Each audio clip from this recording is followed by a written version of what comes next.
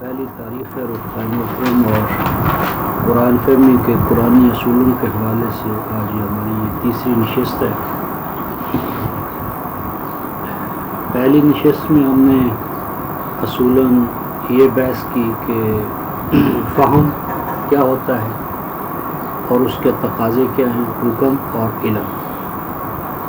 پھر اصول پر بحث کی، پھر قرآن کیا ہے اور قرآن نوع انسانی کی بلوغت کے حوالے سے کیا اہمیت رکھتا ہے، ختم نبوت اس کے نتائج و ثمرات میں کیوں کر ہے، اور اسی کے نتیجے میں امت مسلمہ جو ہے وہ نیابت نبوت انجام دینے کے لیے کیسے ہے۔ اور اسی ضمن میں ایک نقطہ یہ نہیں بھائی کہ نبوت ختم ہو گئی ہے لیکن کار رسالت جاری ہے، رسالت ختم نہیں ہوئی، یعنی رسالت محمدیہ جو ہے وہ تا قیام قیامت جاری رہے گی، یعنی اس نبوت کا جو فیضان ہے اور اس فیضان سے عالم انسانیت کو جو نتائج و ثمرات عطا ہونے چاہیے، صرف یہ ہے کہ وہ رسالت بھی دراصل ایک منصب تھا اور اس میں مرکز ملت کا اصل کردار تھا، تو امت نے اس کو بعد میں ملوکیت کے زیر اثر تھوڑی سی اس میں سنویت آئی، اس کی وجہ سے قافلہ کچھ رکا، تاہم بہرحال رسالت کا عمل جو ہے وہ جاری و ساری ہے اور اس میں ہم سب کا کردار ہے۔ تو اس کے بعد دوسری نشست میں ہم نے یہ بتایا کہ قرآن کو سمجھنے کے لیے ایک تو قرآن کے دعاوی کو سمجھنا ہے، دوسرا صفات کو سمجھنا ہے، تیسرا مقاصد کو، اور چوتھا طریقہ کار کو۔ اور پھر کل اس نقطے پہ بھی بحث ہوئی کہ دعاوی اور صفات میں فرق کیا ہے۔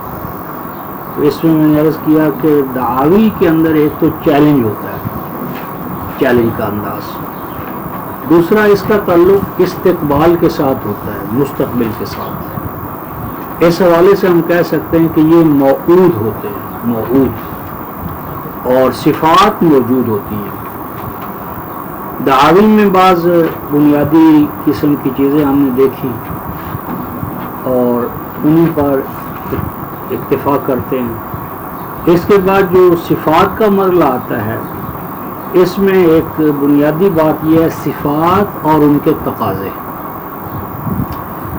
ہر صفت کا کوئی نہ کوئی تقاضا ہے، جب تک ہم ان تقاضوں کو جو ان صفات کے ساتھ مشروط یا وابستہ ہے وہ نہ سمجھ لیں، اس وقت تک کتاب اللہ سے جو استفادہ ہے اس کا دائرہ اور بالخصوص ہماری ذات پر جو اس کا فیضان ہے اس سے ہم مکمل طور پر بہرہور نہیں ہو سکتے۔ مثلا اگر کتاب اللہ کا دعویٰ ہے کہ یہ نور ہے،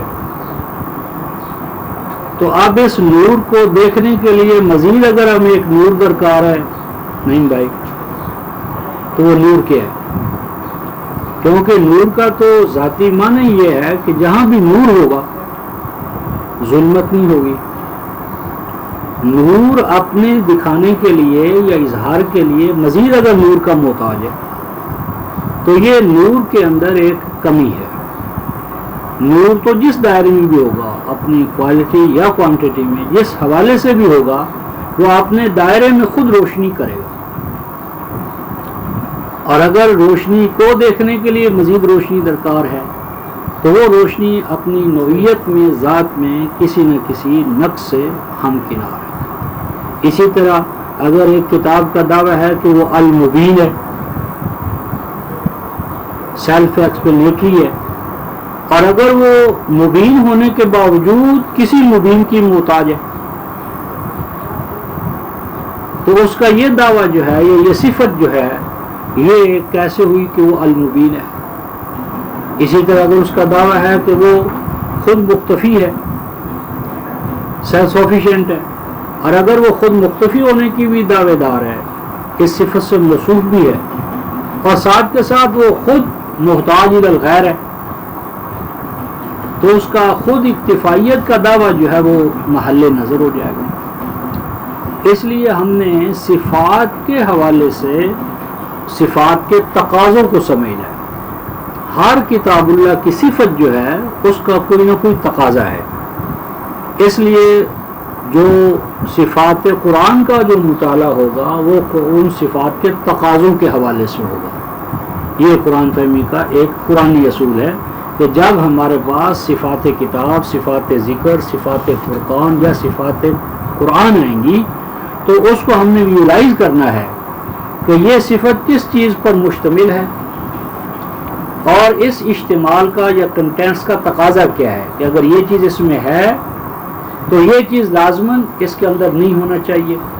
یعنی مثبت حوالے سے اس صفت کا یہ تقاضا ہے اور منفی حوالے سے اس صفت کا یہ تقاضا ہے. مثلا اگر اس کا دعویٰ ہے وَلَقَدْ يَسَّرْنَا الْقُرْآنَ لِلذِّكْرِ فَهَلْ مِن مُدَّكِرٍ کہ اس قرآن کو ہم نے آسان کیا، تو اگر دعویٰ اس کا یہ ہے کہ میں آسان سے آسان ہوں اور دنیا جہان کے علماء فضلاء اس کو سمجھنے کی کوشش کریں اور سمجھ میں آئے نہیں، تو اس دعوے پر ہمارا ایمان علی وجہ البصیرت قائم نہیں ہوگا. یا مثلا یہ کہ کتاب کا دعویٰ تو ہے کہ یہ المبین ہے اور اس کی آیات بھی آیات بینات ہیں، آیات مبینات ہیں، اور اس کے بعد نہیں بھائی ہم پڑھیں حامیم مثلا اور آگے آیت کا نشان ہو، الف لام میم آیت کا نشان ہو، کاف یا عین صاد آیت کا نشان ہو، طٰہٰ آیت کا نشان ہو، یاسین آیت کا نشان ہو. نتیجہ کیا نکلا؟ یہ حروف نہیں ہے، یہ آیات ہیں. اور جب یہ آیات ہیں تو آیات بھی مبینات ہیں، بینات ہیں، اور کتاب مبین کی یہ آیات ہیں. اور ہم کہیں کہ ان کا بیان تو ہمیں معلوم ہی نہیں ہے، تو بات کیا بنی؟ یعنی جن کو ہم حروف سمجھتے یہ حروف نہیں ہے. حرف تو لفظ بناتا ہے اور لفظ سے آگے پھر کلمات بنتے ہیں. تو اگر قرآن ان کو آیات کہے گا، جن کو ہم حروف مقطعات کہتے ہیں، اگر قرآن میں آیات کہے گا تو آیات ہونے کے بعد اگر اس کا دعویٰ ہے کہ یہ آیات ہیں اور آیات کتاب مبین کی ہیں اور وہ آیات آیات مبینات ہیں، آیات بینات ہیں، تو پھر ہمیں یعنی کتاب کی جو صفت ہوگی تو صفت کے تقاضوں کو ہمیں اپنے سامنے لا کر ان تقاضوں کا جو لازمی تقاضا ہے مثبت اور جو منفی، کہ اگر یہ مبینات ہیں تو ہو نہیں سکتا کہ ان کا بیان داخل فی القرآن نہ ہو.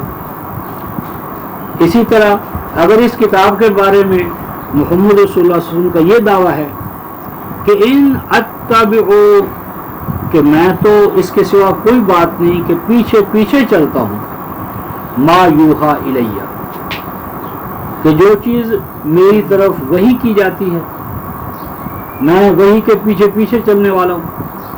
اور پھر یہ بھی اعلان ہمیں ملے کہ اوحی الیہ ھذا القرآن، کہ جو چیز بطور مجھے وحی عطا ہوا ہے وہ تو یہ قرآن ہے. اب ان دونوں بیانات کے بعد لازمی نتیجہ کیا نکلا کہ قرآن متبوع ہے، ٹو بی فالوڈ، اور رسول فالوور ہے.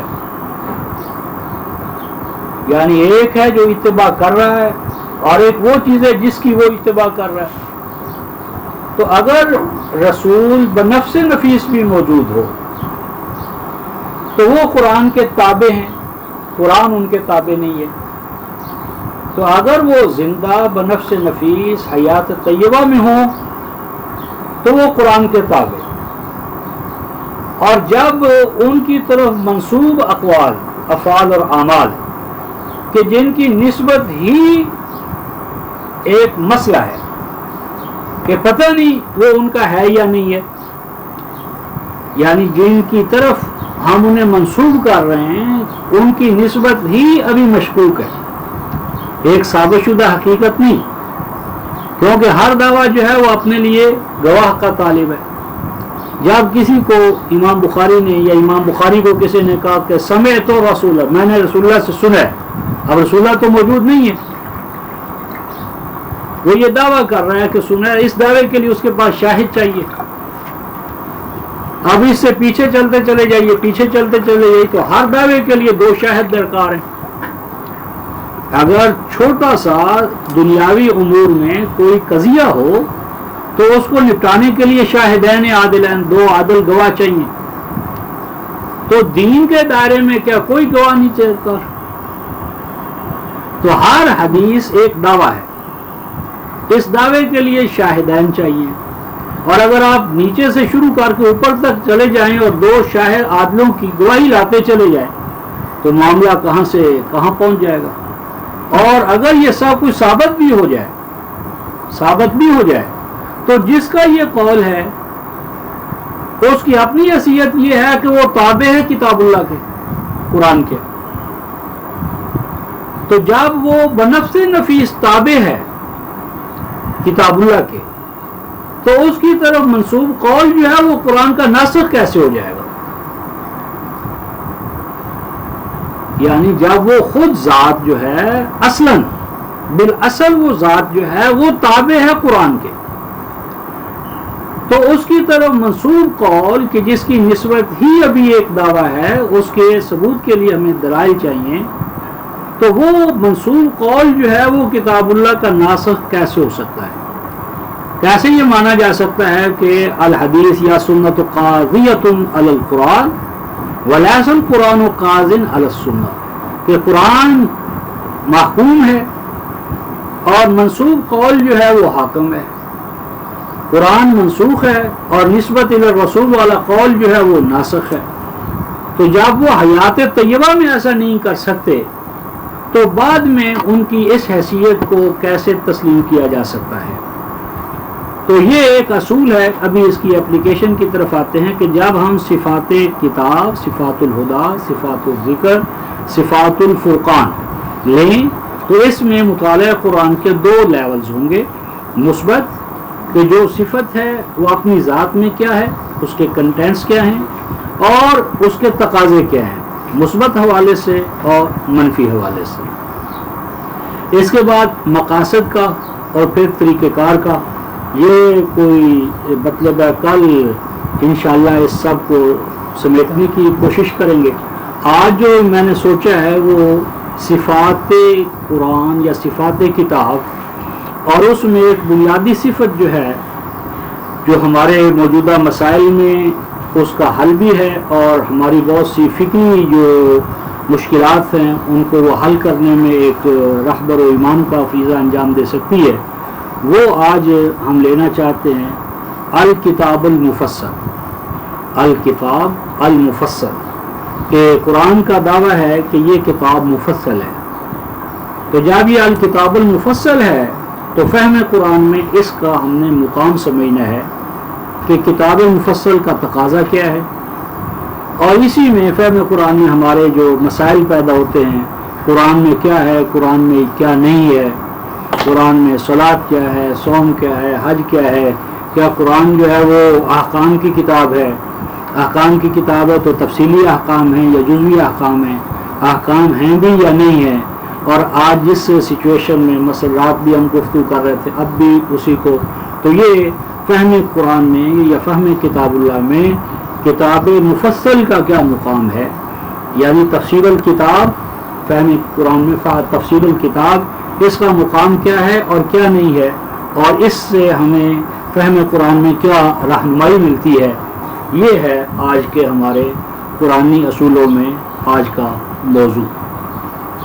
اس ضمن میں ہم آگے بحث شروع کرنے سے پہلے ایک بات جو کل آئی تھی وہ تھی الفاظ قرآن کی حاکمیت.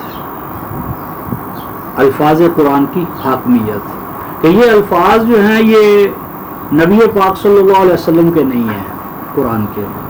یہ اللہ تبارک و تعالیٰ نے لفظ اور معنی دونوں نبی پاک صلی اللہ علیہ وسلم کے قلب اطہر پر وحی کی ہے.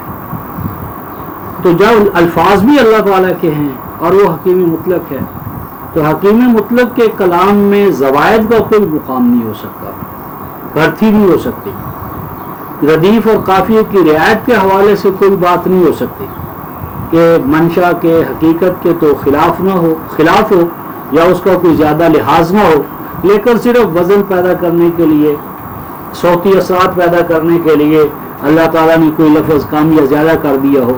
یہ اصول ہم نہیں مانتے. ہمارے نزدیک ہر لفظ جو ہے وہ قرآن کا یا اللہ تعالیٰ کا جو عطا کردہ یا بیان کردہ ہے وہ اپنی اہمیت رکھتا ہے.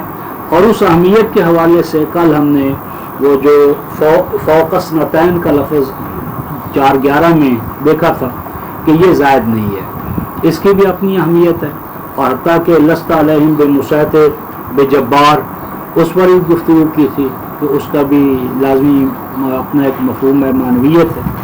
اسی ضمن میں ایک یہ ہے کہ ہمارا جو ایمان بالقرآن ہے اس کا تقاضا یہ ہے کہ جب ایک چیز 2 اور 2 4 کی طرح کتاب اللہ سے ثابت ہو جائے, اس کے بعد پھر ایمان بالقرآن یہ نہیں ہے کہ قرآن کے اس نص قطعی کی تعویل کریں باپ دادا کے افکار کے حوالے سے یا اجماع یا تواتر کے حوالے سے. یعنی اجماع اور تواتر کو پرکھنا ہے کتاب اللہ کی بنیاد پر. کتاب اللہ کو موڑ نہیں کرنا اجماع اور تواتر کے حوالے سے. یعنی اگر ایک چیز 2 اور 2 4 کی طرح بھی میں مثالیں دوں گا ثابت ہو جائے کہ یہ چیز کتاب اللہ کے ساتھ لگا نہیں کھاتی, ہمیں 2 راستوں میں سے ایک راستے کا انتخاب کرنا ہے, یہ یا یہ. ایک مشرق کی طرف جاتا ہے, ایک مغرب کی طرف جاتا ہے, دونوں میں بیک وقت ہم 2 بیلوں میں پیر نہیں رکھ سکتے. تو دیکھنا یہ ہے کہ ایمان بالقرآن کے حوالے سے ہمارا موقف کیا ہونا چاہیے. کیا جمہور جو بھی آ رہا تھا, چونکہ ہم نے اسلام تو لانا ہے پاکستان میں, علاقہ تو درکار ہے, اگر علاقے والے جو ہے نا ان کے ساتھ ہمارے خوشگوار تعلقات نہیں ہوں گے اور یہاں یہ ہو جائے گا وہ ہو جائے گا, تو جب پاکستان ہی نہیں رہے گا تو اسلام کہاں آئے گا, قرآن کہاں آئے گا. اور چونکہ پاکستان کی بنیاد جمہوریت پر ہے, لہذا بھائی جمہوریت کے خلاف ہم کوئی بات سننے کے لیے تیار نہیں ہے. جو ہمارے ساتھ چلنا چاہتا ہے وہ اس اصول پر چلے کہ جمہوریت ہے. تو اب لاکھ آپ ان تو کہ اکثر من فی الارض یضلوک عن سبیل اللہ ان کثیرا من الناس, یا جتنی وہ اکثریت اور اقلیت کی جو آیات ہیں قرآن کی کہ حق اور باطل کا معیار تعداد نہیں ہے. قولہ الحق, حق تو اللہ تعالیٰ کی ذات ہے, پھر اللہ تعالیٰ کی طرف سے صادر ہونے والا کلام حق ہے, پھر اس کلام کا نمائندہ حق ہے. جس کے پاس وہ حق ہے وہ حق ہے, خواہ کوئی بھی ایک آدمی اس کے ساتھ نہ ہو. اور باطل ہے, خواہ پوری دنیا کے اندر جو ہے نا اس کا ہنگامہ کیوں نہ ہو جائے. تو جب ہم نے یہ اصول وضع کر لیا قلب کی گہرائیوں میں, بھئی ہم نے جمہوریت کا ساتھ دینا ہے, تو میں سمجھتا ہوں کہ اس دن قرآن کا تو ساتھ ہم نے چھوڑ دیا.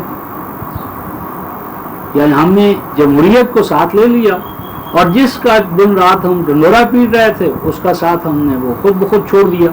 تو لہٰذا ہم نے فیصلہ یہ کرنا ہے کہ اگر تو کتاب اللہ کا موقف کسی بھی مسئلے میں 2 اور 2 4 کی طرح کلیئر کٹ ہمارے سامنے آ جائے, تو اس کے بعد رائج الوقت جو تعامل ہے, تعامل کی توجیہ کرنی ہے کہ دیکھنا ہے کہ کیا اس کا کوئی پہلو کتاب اللہ کے ساتھ ایک اور ہوتا ہے. اگر ہوتا ہے تو جس دائرے میں ہوگا وہ قابل تسلیم یا قابل برداشت, یا اس کو خام خواہ گرانا ہمارا نصب العین نہیں ہوگا. لیکن جہاں پر اس کے مابین کوئی توفیق تطبیق آپس میں ایسی نہ ہو سکے, تو پھر یہ نہیں ہوگا کہ کتاب اللہ کو ہم چھوڑ دیں اور رائج الوقت نظام کو یا جو تقاضے ہیں یا جو فکر ہے اس کو ہم پلے باندھ لیں اور کتاب اللہ سے اپنا دامن چھڑا لیں.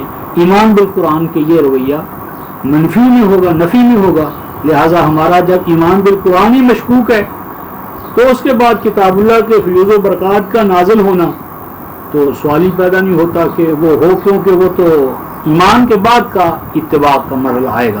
تو جب ایمان ہی نہیں ہے تو اتباع نہیں ہے, جب اتباع نہیں ہے تو اللہ تبارک و تعالیٰ کی رحمتوں کا نزول جو ہے وہ بھی ممکن نہیں ہے, کیونکہ وہ تو فتبعوہ ہو, اس اتباع کتاب اللہ کی اتباع میں چلو, اس کی خلاف ورزی سے بچو, لعلکم ترحمون, یہ کرو گے تو تمہارے پر ہماری رحمتوں کا نزول ہوگا. تو میری مادہ کے فہم قرآن میں صفات اور ان کے تقاضے اور ان سب کے اوپر جو فہم کا بنیادی اصول ہے وہ ہے کہ ہم کتاب اللہ پہ ایمان کے حوالے سے گفتگو کر رہے ہیں.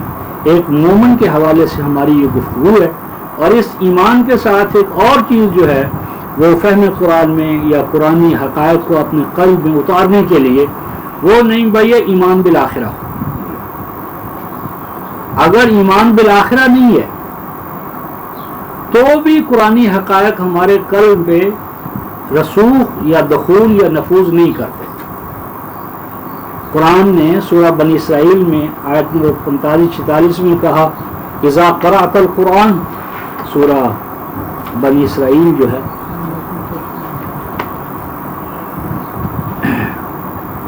آیت نمبر 46 ہے 45، وَإِذَا قَرَأْتَ الْقُرْآنَ، جب آپ قرآن پڑھتے ہیں تلاوت کرتے ہیں، جَعَلْنَا بَيْنَكَ وَبَيْنَ الَّذِينَ لَا يُؤْمِنُونَ بِالْآخِرَةِ حِجَابًا مَسْتُورًا، تو ہم پاتے ہیں آپ کے اور ان لوگوں کے مابین کہ جن کا آخرت پر ایمان نہیں ہے، کیا پاتے ہیں؟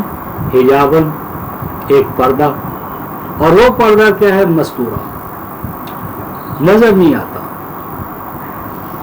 کیونکہ ایمان بالآخرہ جو ہے نا وہ اساس ہے. کیونکہ اگر ہمارا آخرت پر الحیات الآخرہ پر ایمان نہیں ہے تو ہماری لائف اینیمل لائف ہے، اور حیوان اپنی جو حیوانی خواہشات ہیں ان کے لیے چرتا ہے، چگتا ہے، ادھر ادھر بھاگتا دوڑتا ہے. تو ایمان بالآخرہ ہی دراصل ہماری زندگی کو اخلاقی قالب میں ڈھالنے کا تقاضا کرتا ہے، رضا الہی کو مقصود بنانے کا تقاضا کرتا ہے. رضا الہی کا جب نصولین ہوگا تو پھر ہمیں اپنے مولا اور مالک کی مرضی کو معلوم کرنے کا داعیہ پیدا ہوگا، اور جب وہ داعیہ پیدا ہوگا تو پھر مالک الملک کی جو ہدایت ہے وہ نصولینی حوالے سے ہمارے سامنے آئے گی. تو اس حوالے سے ایمان بالقرآن اس کے تقاضے اور ایمان بالآخرہ اور اس کے تقاضے. اس آیت کا ریفرنس یہ 17/45 جعلنا بینک و بین الذین حجابا مستورا. تو آج ہم ایمان یعنی کتاب مفصل اور اس کے تقاضے، تو اس حوالے سے ہم سورۃ الانعام جو ہے آیت نمبر 114 اور 15 یہ ایک مقام دیکھتے ہیں.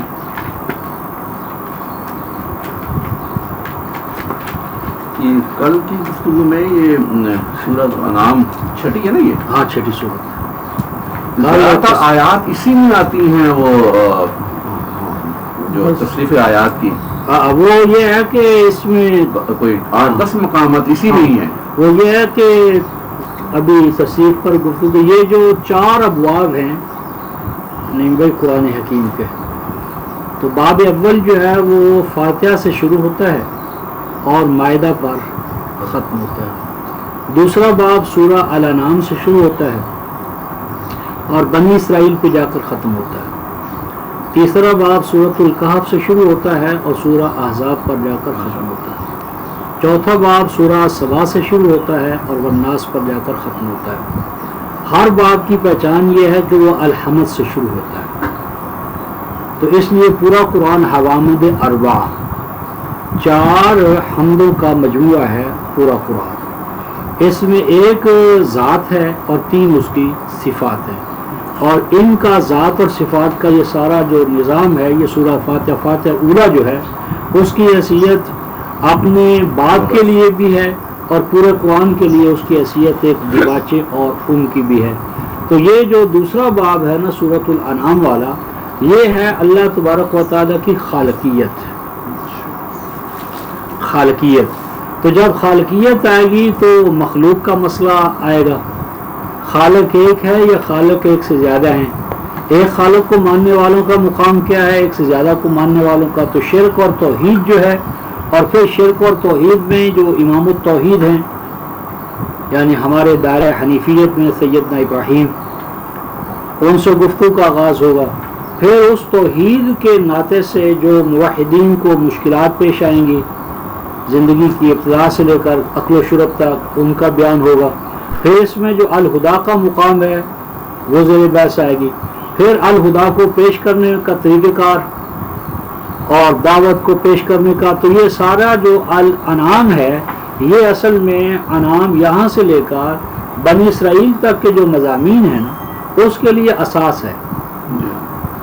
اس لیے اس میں یہ بھی یہاں بھی تصریف آئے گی اور یہی تصریف بنی اسرائیل میں بھی آئے گی.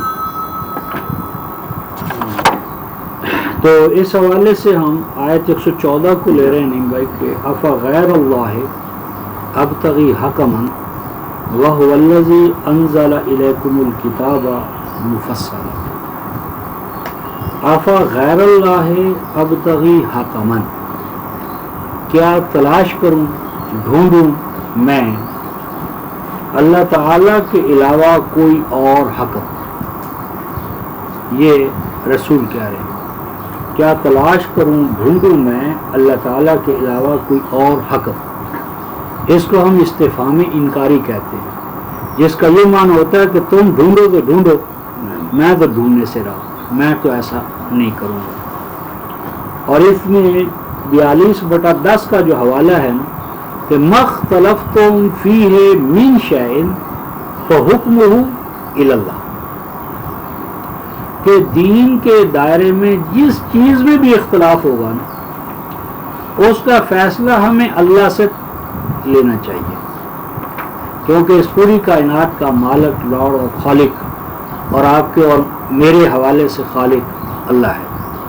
تو اس کی مخلوق میں یا مشینری کوئی بھی ہو مشین، اس میں اگر کوئی اونچ نیچ ہوتی ہے تو اس کی اصلاح کے لیے ہمیں مشین ساز سے پوچھنا چاہیے کہ بھی اس میں اونچ نیچ ہو رہی ہے، کیوں ہو رہی ہے، کیا گڑبڑ ہے، کیسے ہم اس کی اصلاح کریں گے۔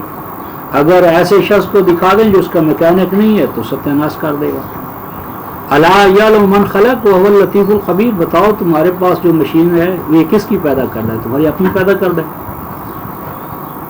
تم جیسے انسانوں کی پیدا کردہ ہے، تو نہ تمہاری پیدا کردہ نہ تم جیسے انسانوں کی پیدا، جو خالق ہے اس کا وہی تمہیں بتا سکتا ہے کہ اس کا اصل بگاڑ کیوں پیدا ہوا اور اس کی اصلاح کیسے ہوگی۔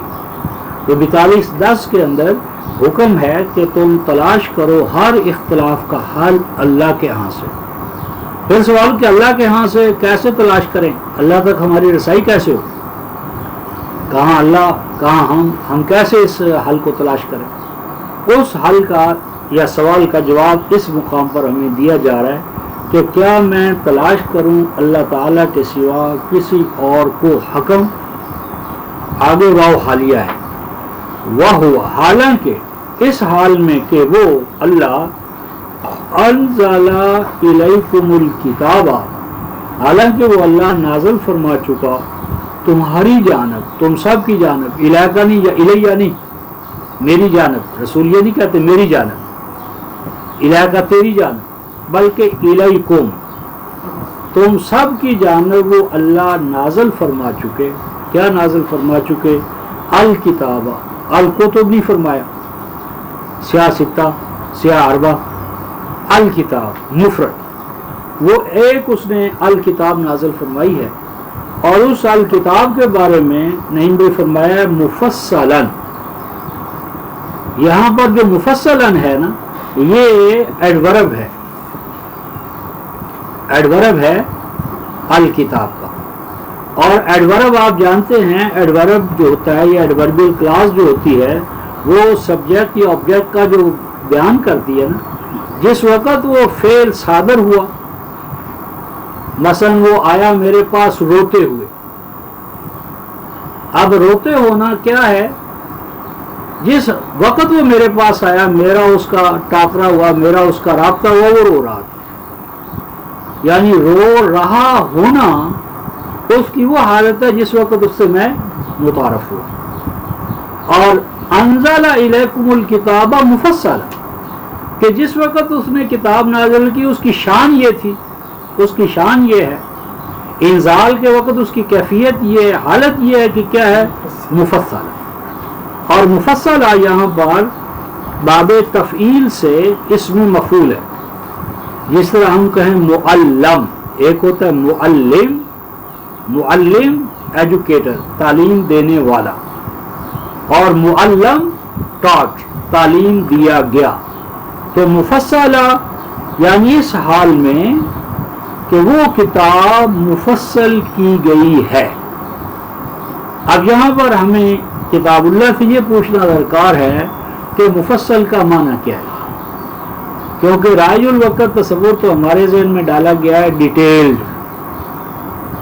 یعنی وہ کتاب کہ جو اپنی تفصیلات اپنے اندر رکھتی ہے، کیونکہ ایک گروہ تو کہتا ہے نا کہ قرآن میں تو کوئی تفصیلی حکم ہے ہی نہیں، قرآن تو صرف کہتا ہے اقیم الصلاۃ، اور صلاۃ کیسے ادا کی جائے تو اس کے لیے اللہ نے اپنا ایک معلم بھیجا، الہی معلم ہے، سرکاری معلم ہے، وہ بتائے گا کہ آپ نے صلاۃ کیسے کرنی ہے۔ اس نے کہا آتو زکوٰۃ، زکوٰۃ دو، کیسے دو، شرع کیا ہو، نصاب کیا ہو، یہ قرآن کا موضوع نہیں، اس کے لیے الہی ترجمان موجود ہے اور وہ ہم اس کی سنت سے معلوم کریں گے۔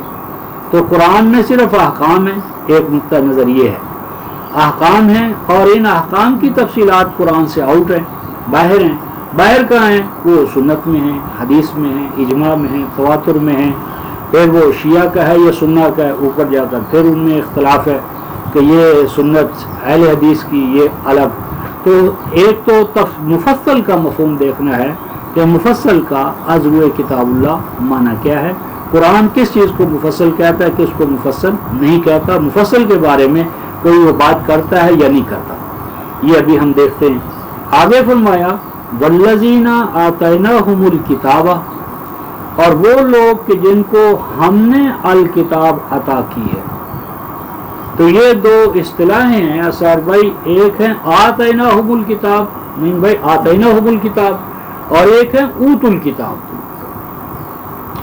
آتیناہم الکتاب جہاں بھی آئے گا نا مقام مدح میں آئے گا، جن کو ہم نے کتاب دی ہے، معنی یہ ہے کہ جن نے ہم سے ہماری کتاب اس پیٹرن اور نمونے پر لی ہے جو ہم نے الکتاب کا لینے اور دینے کا اصول اور ضابطہ طے کیا ہمارے اصول اور ضابطے کے مطابق۔ اور اوت الکتاب پیسے باعث ہے، مل گئی کتاب، مسلمانوں کے گھر میں پیدا ہو گئے، کتاب مل گئی، جس کو فرمایا اورثناہم الکتاب، ایک ہے اورثنا جن کو ہم نے وارث کیا، ایک ہے اورث الکتاب جو وارث بن گئے باپ دادا کی وجہ سے۔ اب ہم جس حوالے سے مسلمان ہیں، تو اگر ہم یعنی خدا نخواستہ کہیں یا خدا نکردہ کہیں، اگر ہم کسی بدھی کے گھر میں ہوتے، سکھ کے گھر میں ہوتے، تو کیا ضمانت ہے کہ ہم کتاب اللہ پر آ چکے ہوتے؟ بھائی پوری ضمانت ہے کہ نہیں ہوتے۔ یعنی اب تک کا جو ہمارا طرز عمل ہے وہ یہ ہے کہ وہ کہتے ہیں کہ اگر ہمارے اکابر خلاف قرآن ہونے کے جہنم میں جائیں گے، ہمیں جنت منظور نہیں۔ تو جب یہی ذہن ہے ہمارا، تو یہ ادھر بھی ہمارا یہی ذہن ہوگا جو کچھ ہم یہاں کر رہے ہیں۔ تو اس لیے یہ ہے اورث الکتاب کہ کسی نہ کسی طرح وارث بن گئے، پھر اس کو دیکھا یار یہ تو بڑا اچھا ہے مقام، پھر ساتھ جب آزاد ریاست ہو، آزادی ہو، استقلال ہو، پاکستان ہو، پھر اس کے ساتھ مفادات ہو، جی پریسٹیج بنا بنا مقام ہو، پھر تو اگر آدمی کا نہیں بھی ہوتا تو کہتا ہے میں تو اسی کے ساتھ ہوں۔ تو فرمایا کہ جن کو ہم نے الکتاب عطا کی ہے، یعلمون، یعتقدون نہیں، یؤمنون نہیں، وہ علم کے مقام پر اس بات کو جانتے ہیں، اور علم ہوتا ہی وہ ہے 17/36 کی روح سے کہ جس کے پیچھے سمع، بصر اور فؤاد کی شہادت ہو، کہ وہ سمعی، بصری اور فؤادی حالت سے اس نتیجے تک پہنچتے ہیں کہ جو کچھ آپ کی جانب نازل کیا گیا ہے یہ مبنی بر حق ہے، اس میں اول سے آخر تک حق ہی حق ہے۔ فلا تکونن من الممترین، اس کا عام ترجمہ تو یہ کرتے ہیں کہ آپ ان میں سے نہ ہو جائیں جو شک کرتے ہیں۔ اور پھر اس کا خطاب اول جو ہے وہ نبی پاک صلی اللہ علیہ وسلم کو مطلب ہے، جو مخالفین ہیں وہ کہتے دیکھو تمہارے تو نبی کو شک تھا، وہ ان کو حکم ہوا فلا تکونن من الممترین، مت ہو جانا۔ تو اولاً تو یہ غلط ہے کہ فعل امر اور نہیں، اس میں بھی ایک سمجھنے والا مسئلہ ہے۔ جب ہم کہتے ہیں اہدنا الصراط المستقیم، تو کیا نعیم بھائی ہم کہتے ہیں سیدھا راستہ دکھا؟ تو اگر ابھی ہم نے سیدھا راستہ نہیں دیکھا تو یہ صلاۃ کس حوالے سے ادا کر رہے ہیں؟ تو دیکھا ہی نہیں ہے سیدھا راستہ، تو اور پھر جب اوپر چلتے چلے جائیں تو یہی دعا نبی پاک صلی اللہ علیہ وسلم مانگی، تو اسرار بھی کیا ان کے ذہن میں بھی یہ ہوگا سیدھا راستہ دکھا؟ جبکہ 664 میں فرمایا کل اننی ہدانی ربی الی صراط مستقیم، کہ مجھے تو میرا راستہ صراط مستقیم دکھا چکا ہے، دکھا چکا، بتا چکا، سمجھا چکا۔ تو اصل یہ ہے کہ فعل امر عربی زبان میں کبھی آتا ہے انشاء فعل کے لیے، کسی کام کو اثر نو جاری کرنا، اور کبھی آتا ہے ابقاء فعل کہ جو کام ہو رہا ہے اس کو جاری رکھنا۔ تو یہ جاری رکھنا یہ نہیں، یہ کام ہوتا رہے، یعنی ابقاء فعل کہ یہ جو فعل ہے، مثلا اب جب حضرت ابراہیم اسماعیل دعا مانگتے ہیں اے پروردگار ربنا وجعلنا مسلمین لک، تو کیا یہ مانا ہوگا کہ اللہ ہمیں مسلم بنا؟ کہ آپ کے اتخذ اللہ ابراہیم خلیلا جعلک للناس اماما، تو جب امامت بھی ہے، خلت بھی ہے، تو وجعلنا مسلمین لک، بنا ہمیں نہیں، بنائے رکھ، لا تموتن الا وانتم مسلمون۔ تو اسی طرح ایک تو ہے فلا تکونن، مت ہو جانا، یعنی یہ نہیں کہ ہے، اور بلکہ مستقبل کے حوالے سے اس کو روکا جا رہا ہے۔ دوسرا یہ کہ نبی کی حیثیت لسان الامہ کی ہے، وہ امت اور انسانیت کا نمائندہ ہے۔ اور تیسری چیز یہ کہ یہاں پر آئے ممترین، تو ممترین کا معنی شک کرنا نہیں ہے، بلکہ میم تے رے ماتارا اور امترا یمتری کا اصل معنی ہے کسی چیز کو پا کر آپے سے باہر ہو جانا۔ تو یہ قرآن کے آداب میں یہ ہے، جس کا 7:144 میں ذکر آیا ہے کہ اے موسیٰ، میں نے تجھے مصطفیٰ کیا اور لوگوں کے مقابلے میں تجھے میں نے منتخب کیا، اور میں تجھے یہ اپنا کلام دے رہا ہوں، اس کلام کو مضبوطی سے پکڑ لے۔ اور آگے لفظ ہے وَقُم مِّنَ الشَّاكِرِينَ، کہ اس وحی کو، کلام کو، بے رسالاتی و بے کلامی، اس کلام کو پانا مقام شکر ہے کہ اب اس پر اللہ کا شکر بھی بجا لاؤ، اور اللہ تبارک و تعالیٰ کے اس عطا کردہ کلام کا صحیح استعمال کرو، اس کا کہیں غلط استعمال نہ ہونے پائے۔ اسی چیز کو سورہ زمر میں فرمایا کہ اپنے رب کی عبودیت میں لگے رہو، اور یہ مقام شکر ہے۔ فلا تکونن من الممترین کا یہ معنی ہے کہ اس کلام کو پا کر فخر اور مباحات کی کیفیت پیدا نہ کرنا، امتراء کی کیفیت نہ ہو، یعنی اس کے اندر جو اس کے کتاب کے جو تقاضے ہیں ان کو پراپر چینل میں ادا کرتے رہنا، اور کسی دور میں اسے مقام فخر نہ بنا لینا، کیونکہ جس وقت داعی جو ہے دعوت کو فخر کا مقام بنا لے گا نا، تو اس کے اندر وہ اخلاص والا اور وہ جو للہیت ہے اور اللہ کے حوالے سے جو ہے وہ ختم ہو جائے گا، پھر فخر مباحات کسی اور دنیا میں چلا جائے گا۔ تو یہ میری بات ہے کہ امتراء کی نفی ہے، اور اصلاً مراد اس میں امت ہے، آپ اور ہمیں دعات اصلاً ہے، نبی کی حیثیت لسان الامہ کی ہے۔ آگے فرمایا وَتَمَّتْ کلمت ربک صدقا وعدلا، تمّا یتم کمال مطلوب کو جا لینا، فرمایا کہ غایت تکمیل کو جا پہنچا، اوج کمال کو جا پہنچا، یعنی اپنی تکمیل کو جا پہنچا تیرے رب کا کلام، تیرے رب کا یہ کلام جو اوپر الکتاب تھی، اس نے اوج کمال کو جا لیا، جا پہنچا، چھو لیا۔ کس حوالے سے؟ صدقم و عدلا، صداقت کے حوالے سے اور عدالت کے حوالے سے۔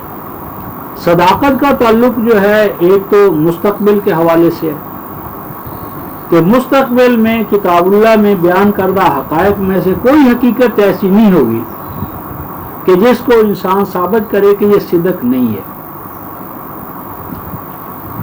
یعنی اس کی جتنی بھی پریڈکشنز ہیں، پیشین گوئیاں ہیں مستقبل کے حوالے سے یا ماضی کے حوالے سے جو کچھ اس نے کہا ہے، چونکہ یہ خالصتاً صدق ہے، اس لیے کوئی اس کی ایسی اسٹیٹمنٹ یا بیان نہیں ہو سکتا جو صدق سے ہٹا ہوا ہو۔ اور دوسرا مفہوم ہے صدق کا، جس کو قرآن حکیم نے 21/9 میں کہا ہے ثم صدقناہم الوعد فانجیناہم ومن نشاء واہلکنا المسرفین۔ صدق کا معنی ہوتا ہے سچ کر دکھانا، سچ کر دکھانا۔ یہ جو قرآن میں ہے نا کہ یہ مصدق ہے اپنے سے قبل کتب کا، تو وہاں صرف تصدیق کرنا نہیں بلکہ سچ کر دکھانے والا، کہ اگر موسیٰ نے کہا تھا کہ ایسا موعود آئے گا، اگر مسیح نے کہا کہ ایسے اور ایسا موعود آئے گا اور وہ نہ آئے، تو اس کتاب کی اور اس کے بانی کی اپنی جو صداقت ہے نا، وہ التوا میں رہے گی. تو ان کی آمد سے ان کی صداقت اسٹیبلش ہوئی. تو ایک صداقت کا یہ مطلب ہے کہ اس کے اندر جس نظام حیات کی ترجمانی کی گئی ہے لازم ہے کہ وہ عملی شکل میں ظہور پذیر ہو. وہ نتائج و ثمرات کہ جو اس کے ساتھ مشروط ہیں اگر ہم ان شرائط کو پورا کریں گے تو وہ شرائط ہمارے پورا کرنے سے وہ نتائج و ثمرات ظہور پذیر ہو کر رہیں گے. اور پھر فرمایا وعدلا کہ نوع انسانی پر عدالت کا جو نظام ہے وہ قائم ہی نہیں ہو سکتا سوائے اللہ کے قانون کے، کیونکہ انسانوں کا قانون ناقص بھی ہوتا ہے اور نامساوات پیدا کرنے کا باعث بھی، کیونکہ انسان جو بھی قانون بنائے گا وہ اس میں امپارشل نہیں ہو سکتا. ایک تو اس کے علم کی محدودیت، دوسرا اس کا جذبات میں چلنا، تیسرا اس کا قومی دائرے میں اور طبقاتی اور کلاسز میں تقسیم ہونے کی وجہ سے جو کلاس یا طبقہ یا فرد قانون بنائے گا، قوم بنائے گی، وہ اپنے قومی طبقاتی مفادات کا لحاظ کرے گی اور غیر قوم، غیر رنگ، غیر زبان اور اپنے سے غیر جس دائرے میں بھی ہے اس کے مفادات کا وہ قلع کما کرے گی. اس لیے نظام وہی کامیاب ہوگا عالم آخر کار انسانی جو رب العالمین کا ہو.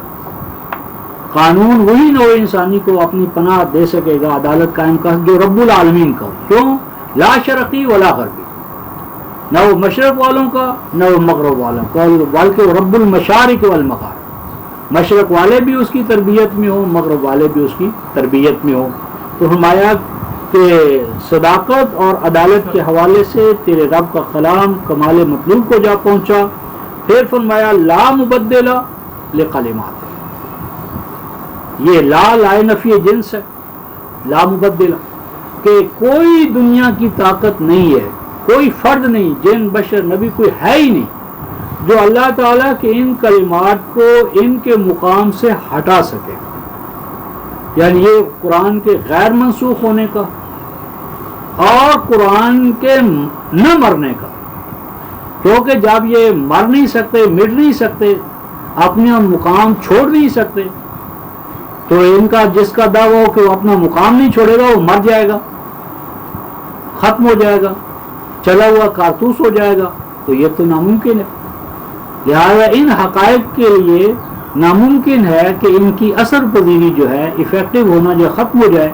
ہاں اقوام کے حوالے سے ہو سکتا ہے کہ ایک قوم چھوڑے دوسری آ جائے، تیسری آ جائے، قوموں پر قومیں آتی چلی جائیں. اور فرمایا کہ جس نے یہ دعویٰ کیا ہے وہی سننے والا ہے اور وہی علم رکھنے والا ہے.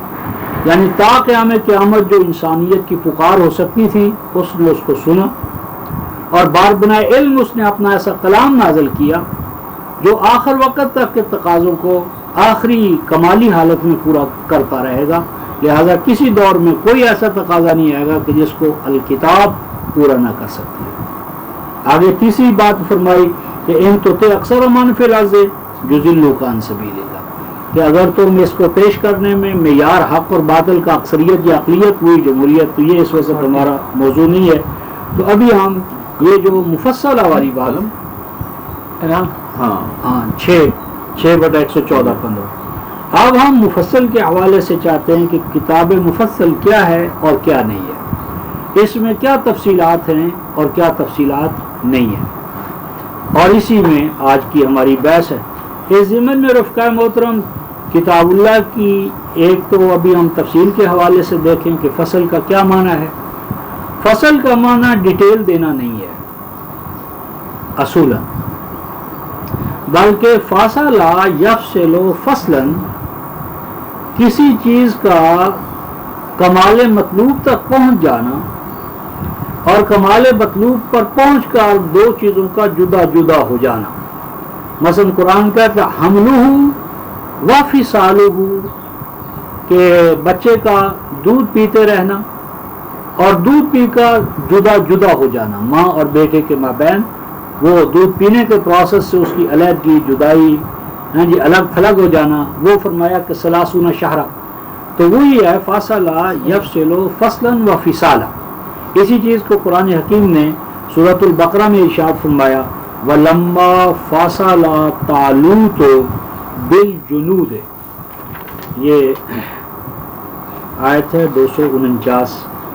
ولما فاصل طالوت بالجنود، اور جب سیدنا طالوت جو تھے ان کا کیا ہوا، فصل ہو گیا اپنے لشکروں کے ساتھ. کیا مانا کہ وہ اپنے لشکروں کو لے کر اس مارکے کی جانب، میدان قتال کی جانب کہ جہاں پر وہ ہونا تھا اس کی طرف وہ نکل پڑے.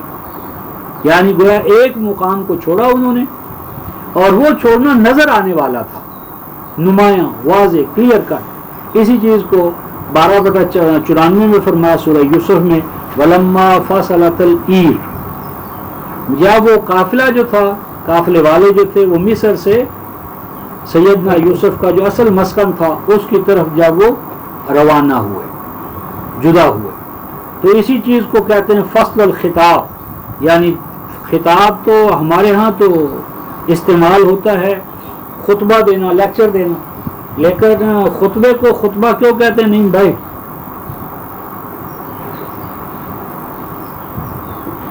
خطبہ، خطبۃ النساء، خطبہ اور خطبہ.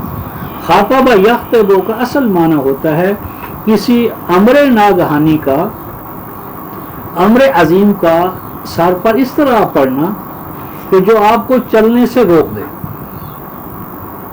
خطبۃ النساء جس جو عورتوں کے ساتھ منگنی ہے، تو یہ بھی زندگی میں ایک ٹرننگ پوائنٹ ہے کہ دو جدا جدا افراد جڑ رہے ہیں. اب وہ دو افراد کا جڑنا جو ہے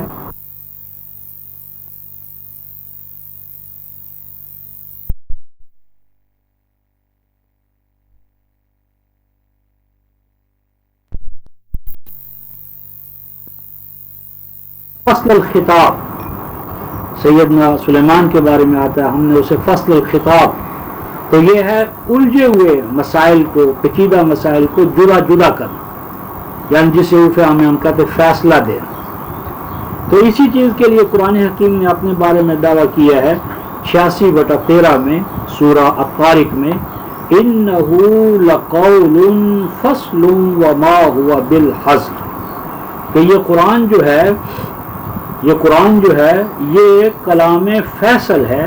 انہو، بے شک یہ قرآن جو ہے کیا ہے، 86 فصل، انہو لقول فصل، اور آگے فرمایا وما ہوا بالحزن، حاضلا یحزل حزلا و حزالا، یہ ہوتا ہے غیر سنجیدہ کلام. حزلیات ہم بولتے ہیں، حزلیات غیر سنجیدہ، یعنی جس میں سنجیدگی نہیں ہے، کوئی واضح مفہوم نہیں ہے، مقصد جسے ہم کہتے ہیں گپ شپ، اور ہم عموماً بول دیتے ہیں صاحب ہم تو ذرا گپ شپ کر رہے ہیں. تو مومن کے لیے گپ شپ کے لیے کوئی ٹائم نہیں ہے. مومن کی پوری زندگی سنجیدہ ہے، اور یہ پوری زندگی جو ہے نہیں بھائی صرف ایک ہی چانس ہے، اس میں کرہ یا رجع نہیں ہے، نہ واپسی ہے اور نہ تکرار ہے. تو یہ ایک ہی دفعہ آپ کو اور مجھے موقع ملا، واپسی ہونی نہیں. تو ایک ایک لمحہ جو ہے ربنا ما خلقت ھذا باطل، تو جب اس کا کوئی کائنات کا گوشہ باطل نہیں ہے، اور ہم اپنی زندگی کا اگر ایک لمحہ بھی گپ شپ میں گزار دیتے ہیں جس میں غیر سنجیدگی ہے، تو ہمیں تو حکم دیا تھا والذین هم عن اللغو معرضون. لغویات یعنی بیکار ماز، خوش گپی، وقت گزارنا. وقت گزارنے کا تو معنی یہ ہے کہ ہمارا کوئی سنجیدہ نصب العین نہیں رہا، اس وقت میں ہمارے پاس کوئی مصرف نہیں، کوئی مقصد نہیں ہے. تو خیر میری بات یہ تھی کہ یہ جو قرآن ہے یہ ہزل نہیں ہے، فصل ہے. اس کا مطلب کہ اس کا ہر بول جو ہے وہ فیصلہ کن، ہر بات فیصلہ کن. تو کلام مفصل کا بنیادی معنی یہ ہے کہ اس کا ہر بول، ہر نطق، ہر جملہ، ہر کلام فیصلہ کن انداز میں، جس کا لازمی تقاضا یہ ہے کہ کلام اللہ گول مول نہیں ہے. جو یہ تصور دیا گیا نہیں قرآن گول مول ہے بعض مسائل میں، کہ جس طرح قرآن نے اس مسئلے کو گول مول رکھا ہے نا، واضح کوئی بات نہیں کہ ہمارا بھی کام یہ ہم بھی گول مول رکھیں ان گھڑا پتھر. تو قرآن حکیم کا کوئی بول، کوئی کلام مفصل ہونے سے، یعنی فصل قول فصل سے ہٹ کر نہیں ہے. تو جب ایک یہ جج کا کلام جو ہے وہ فیصلہ کن ہوتا ہے تو احکم الحاکمین کا کلام فیصلہ کن نہیں ہوگا کہ جی مسیح کے بارے میں پتہ نہیں قرآن نے کیا کہا، ان کی وفات یا حیات کے بارے میں گول مول ہے، نعوذ باللہ من ذالک، اصحاب کا کچھ گول مول بیان ہے، تو جس طرح اللہ نے گول مول رکھا ہم بھی گول مول رکھیں، یہ احکم الحاکمین کی شان کے خلاف ہے۔ کہیں نہ کہیں ہم سے سمجھنے میں کوتاہی ہو رہی، کہیں نہ کہیں اجماع یا تواتر کا ہمارے اوپر غلبہ ہے، کہیں نہ کہیں ہم اللہ تعالیٰ کی شان جو ہے اس کی ناقدری کر رہے ہیں، ما قدر اللہ حق کا قدر۔ تو جب وہ احکم الحاکمین ہے اور ہر حاکم کا کلام فیصلہ کن ہوتا ہے، ورنہ اسے حکمران بننے کا کیا حق حاصل ہے؟ ہاں دھونس یا دھاندلی سے بن جائے تو اور بات ہے، لیکن حکم جہاں بھی ہوئے گا اس کے پیچھے حکمت ہوگی، اور حکمت کہتے ہی کس کو ہیں؟ نہیں بھائی، حکمہ کس کو کہتے ہیں؟ یہ کبھی آپ نے کڑیالہ نہیں دیکھا؟ کڑیالہ یہ گھوڑا یا آپ کا گدھا نہیں ہوتا، اس کے منہ میں جو کڑیالہ ڈالتے ہیں نا اسے حکمہ کہتے ہیں۔ حکمہ راس لگام جو آپ کو یعنی کیا کرتی، حکمت آپ کو کنٹرولنگ پاور دیتی ہے۔ گدھے یا گھوڑے پر سوار ہونا ہے تو آپ اس کو کڑیالہ ڈالیں، تو کڑیالے کے نتیجے میں راس آپ کے ہاتھ میں آ گئی، اب آپ اسے اپنے نصب العین کی طرف جہاں چاہیں لے جائیں، جہاں سے چاہیں اس کو روک دیں۔ تو اسی طرح حکمت جو ہے وہ جب نظر آنے والا ہو تو حکمہ ہوتا ہے، جب نظر نہ آنے والی ہو، اممیٹیریل ہو، اسپرچول ہو، فلسافیکل ہو، نظریاتی ہو، تو وہ حکمہ ہوتی ہے۔ تو حکمہ سے حکم ہے اور اسی سے حاکم اور حکیم ہے، محاکمہ ہے۔ تو میری مراد ہے کہ احکم الحاکمین کے فیصلے ہوں جو اختلافات کو دور کرنے کے لیے عطا کیے گئے، اور دعویٰ یہ ہو اور ہو گول مول متشابہ، وہ جس میں نعوذ باللہ مشتبہ المراد، جس میں مراد کو متعین کرنے میں تھوڑا سا شبہ لاحق ہو سکتا ہے، جس کی مراد کو معلوم کرنے میں بات نعوذ باللہ گول مول ہے۔ مشابہ کا معنی مشتبہ المراد، کہ جس کی مراد کے بارے میں ہم کچھ نہیں کہہ سکتے کہ اللہ کیا کہنا چاہتے ہیں، نعوذ باللہ من ذالک، تو یہ غلط بات ہے۔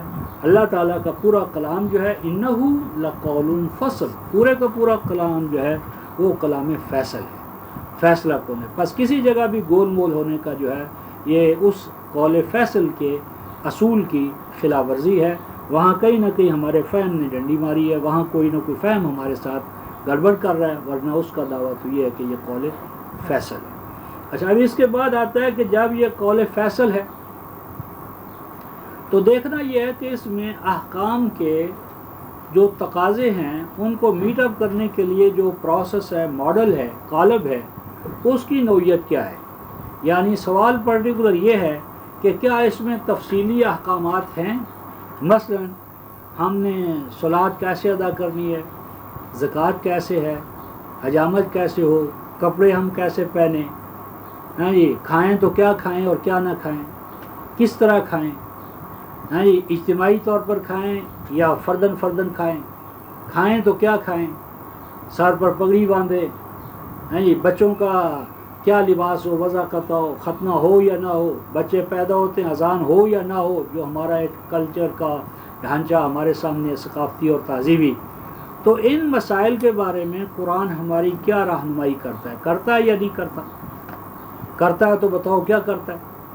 تو اس ضمن میں یہ بھی قرآن فہمی کے حوالے سے اس کی اصل نوعیت کو سمجھنا درکار ہے، کیونکہ ایک تو ہماری عملی زندگی سے اس کا تعلق ہے، دوسرا جب ہم قرآن کی طرف دعوت دیں گے تو یہ مسائل ہمارے سامنے آئیں گے، تو ہمارے سامنے قرآن کا موقف متعین طور پر ہونا چاہیے تاکہ قرآن کی وکالت ہم علی وجہ البصیرت کر سکیں۔ اس کی بنیاد یہ ہے کہ قرآن جو ہے وہ رفقائے محترم صرف آپ کے اور میرے لیے آج اور کل کے لیے اور ایک محدود دائرے کی رہنمائی کے لیے نہیں عطا ہو، بلکہ قرآن کا موقف یہ ہے کہ یہ کیا ہے، ذکر للعالمین،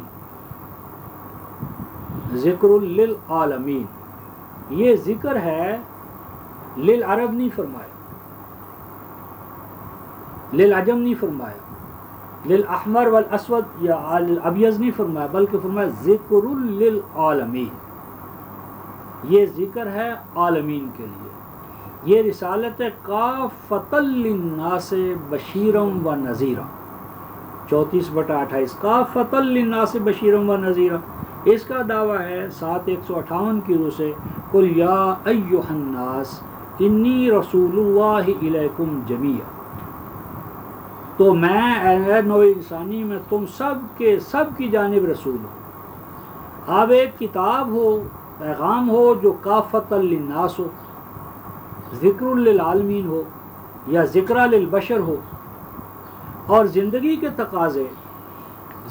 تقاضے ایک قوم کے تقاضے ہی ہر آن تغیر پذیر ہیں، کائنات جس میں ہم رہ رہے ہیں تغیر پذیر ہے، ایک دائرے میں ایک قوم، پھر اقوام کا اجتماع، پھر پوری کائنات، تو جو ایک نظام جو ہے وہ ہر آن متغیر ہے، اور متغیر کا ثبوت کیا ہے؟ یسألہ من فی السماوات و من فی الارض، اور آگے فرمایا کل یوم ہوا فی شان، رب کی ربوبیت جو ہے وہ ہر آن ارتقاء پذیر ہے، تو جب رب کی ربوبیت ارتقاء پذیر ہوگی تو مربوب جو ہے وہ منجمد کیسے ہو سکتا ہے؟ تو جب اس کائنات میں ارتقاء پذیری ہے، نمو ہے، وسعت و کشاد ہے، تو اس کے اندر دو چیزیں، ایک ہے ثبات اور ایک ہے تغیر، اور تغیر ہماگیر ہے، ثبات ایک تغیر کو ہے زمانے میں، پاس ایسا نظام کہ جو ہماگیر بھی ہو، سب کے لیے ہو، سب اقوام اور سب عالمین کے لیے ہو، اور ان کے گویا کہ ہر دور کے لیے ہو، اگر اس کی جزیات بھی اسی طرح متعین ہو جائیں، جزئی امور بھی متعین کر دیے جائیں، تو اگلے دور کے تقاضے جب تبدیل ہوں گے تو اس کی نوعیت بالکل مختلف ہو جائے گی۔ تو اس ضمن میں قرآن حکیم نے ایک تو 5:101 میں ہمیں ایک ضابطہ دیا ہے کہ اے ایمان والو لا تسألوا عن اشیاء، کہ کچھ چیزوں کے بارے میں اللہ تبارک و تعالیٰ نے بر بنائے حکمت سکوت اختیار کیا، ان کے بارے میں سوالات نہ کرو، یعنی جن چیزوں کو اللہ تبارک و تعالیٰ نے متعین نہیں کیا ان کے بارے میں سوال نہ کرو، لا تسألوا عن اشیاء، کہ جن کے بارے میں اللہ تعالیٰ نے سکوت اختیار کیا ہے ان کے بارے میں تم سوال نہ کرو، کہ اگر تم سوال کرو گے حین ینزل القرآن، جب قرآن نازل ہو رہا ہے اور اس کا جواب تمہیں مل گیا اور وہ مذکور فی القرآن ہو گیا، تو قرآن کہتا ہے ہو سکتا ہے تسوکم، وہ آگے چل کر تمہارے راستے میں رکاوٹ بن جائے زمان و مکان کی تبدیلی میں، تو نتیجہ کیا نکلے گا کہ آنے والی نسل جو ہے، اب جوتا جو ہے وہ پاؤں کے مطابق ہے یا پاؤں جوتے کے مطابق ہے؟ جوتے کو پاؤں کے مطابق ہونا چاہیے، اور اگر باپ دادا کو کوئی مقدس جوتا ہم نے بنا لیا اور پاؤں اس سے بڑھ گیا تو کیا ہوگا؟ پاؤں کو تم کاٹو گے۔ تو ایسا ہو سکتا ہے کہ وہ لوگ کہنے جی ہمیں مقدس جوتا نہیں چاہیے، یہ اپنے پاس رکھو، کیونکہ ہمیں اپنا پاؤں عزیز ہے، ہم نے اپنا پاؤں نہیں کٹوانا۔ یعنی مطلب یہ کہ زندگی کے ایسے تقاضے بھی ہو سکتے ہیں، اور جس میں آج ہم مذہب کے اس کشمکش کے دائرے کو دیکھ رہے ہیں کہ لوگ نفس مذہبی سے باغی ہو رہے ہیں، جب وہ ان کے زندگی کے تقاضے کو میٹ اپ نہیں کرتا تو انہوں نے کہا اس کو لے جاؤ، اپنے پاس اٹھا کر لے جاؤ، تو فرمایا ثم اصبحوا بها کافرین، تو بعد والے جو ہے نا وہ لازماً کفر کا رویہ اختیار کریں گے، راستہ اختیار کریں گے۔ اور آگے فرمایا کہ تم سے پہلے بھی ایک ایسی قوم تھی قد سألها قوم من قبلکم، تم سے پہلے یعنی بنی اسرائیل، وہ بھی قدم قدم پر یہ کیسے ہے، وہ کیسے، یہ کیسے، وہ کیسے، یہ کیسے، وہ کیسے، جس طرح بچپن میں بچہ ہوتا ہے، لیکن ایک سٹیج آتی ہے کہ بچہ گرتا ہے تو باپ اس سے اٹھاتا ہے، ماں اٹھاتی ہے، لیکن ایک سٹیج وہ آتی ہے کہ وہ گرتا بھی ہے تو ماں باپ اسے اٹھاتے نہیں ہیں، کیونکہ ماں باپ کہاں تک ساتھ چلیں گے؟ ایک وقت ایسا آئے گا کہ ماں بھی نہیں ہوگا، باپ بھی نہیں ہوگا، نتیجہ یہ کہ اسے خود اپنے پاؤں پر کھڑا ہونا ہے۔ ماں باپ کا یہی احسان کیا کم ہے کہ اسے اپنی زندگی کے تجربے سے بہرحال کر دیں کہ بھئی اب تک زندگی سے ہم نے یہ سبق حاصل کیے یہ کامیابی یا یہ ناکامی کے اصول ہیں؟ اب تمہاری زندگی ہے، تمہارا مسئلہ ہے، تم نے خود اس کو اپنے حوالے سے جواب دی تمہاری ہے. تو فرمایا بعد والے فَأَصْبَحُوا بِهَا کافرین. تو اس سے معلوم یہ ہوا کہ بعض چیزیں اللہ تبارک و تعالیٰ نے بار بنا حکمت خود متعین نہیں کی، اور جن کو اللہ تعالیٰ نے بار بنا حکمت متعین نہیں کیا ان کو متعین کروانا یا ان کو متعین کروانے کی کوشش کرنا یا ان کو دین میں داخل کر دینا یہ ظلم ہے، بلکہ یہ کفر کا راستہ کھولتا ہے. اور اس وقت ہماری کیفیت یہی ہے کہ مثلا یعنی جزیرہ نما عرب کے اندر جو ایک زندگی کا ڈھانچہ تھا جس کے بارے میں قرآن خاموش ہے، اس کی ان جزئی تفصیلات کو بھی اگر ہم دین بنا دیں گے اور تو وہ تو یونیورسل نہیں ہو سکتا. مثلا آج آپ کی میکینیکل یا مشینی زندگی جو ہے، اس مشینی زندگی کے اندر وہی ہماری چادر اور وہی سرحد والوں کی شلوار وہ لے کر آپ مشینی زندگی گزار سکتے ہیں، یا تو آپ کو مشینی زندگی کو تاج کے دوبارہ پھر اسی زندگی میں جانا پڑے گا انڈسٹریل ریولوشن سے جو پہلے کی زندگی تھی. اور اگر اما ما ینفع الناس فیمکث فی الارض، اگر آپ اس انڈسٹریل ریولوشن کو رد کرتے ہیں تو آپ نے زندگی کے میں مقابلہ ان قوموں کا کیسے کریں گے، اور دعوت میں اپنی برتری کیسے ان پر ثابت کریں گے؟ اگر وسائل ذرائع میں آپ ان سے پیچھے تو کیسے نظام جائے گا؟ تو میری بات ہے کہ اس زندگی کے پیٹرن کو فار ایور اگر ہم قرار دیں گے تو نتیجہ یہ ہے کہ اقوام عالم کے اندر جو مسابقہ ہے وہ ہماری پٹائی ہو جائے گی. اور اب یہ بات ہو رہی ہے کہ عملاً وہ ایک ایک چیز جسے ہم کل تک سنت سمجھ رہے تھے وہ ایک ایک چیز ہمارے ہاتھ سے چھوٹ رہی ہے، لیکن چھوڑنے کے باوجود ہمارے نفس کے اندر سائیک کے اندر ایک خلش ہے، اور اس خلش نے ہمیں کہیں کا نہیں رہنے دیا. یعنی ایک چیز ہم کر بھی رہے ہیں لیکن اوپر سے اس کو ناپسند بھی سمجھتے ہیں. ہماری شخصیت کے اندر ہم آہنگی نہیں پیدا ہو رہی، ہمارے اندر ایک نفسیاتی خلجان ہے، اور اس نفسیاتی خلجان نے بحیثیت مجموعی امت کو اضطراب میں مبتلا کر رکھا ہے. حکمران بھی جو ہے وہ بھی اضطراب میں ہے، اور مذہبی پیشوا تو چاہتا ہی اس حوالے سے ہے.